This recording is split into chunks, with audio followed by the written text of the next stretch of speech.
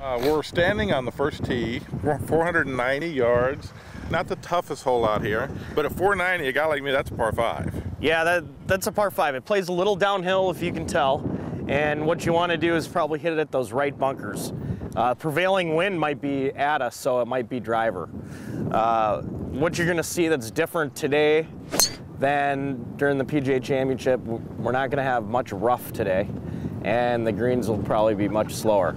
They're going to make the golf course extremely difficult if weather permits. This is one heck of a starting hole, I'll tell you that. No. Damn it. 490 downhill. Some of the old-time golf architects usually have an easier opening hole so you can kind of play your way into the round. Not this golf course. This is Hazeltine. Yeah, No, this is Hazeltine. This one's ready to go.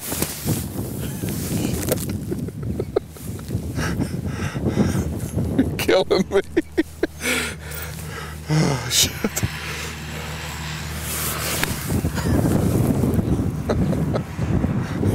Okay, I can't take it anymore. I give.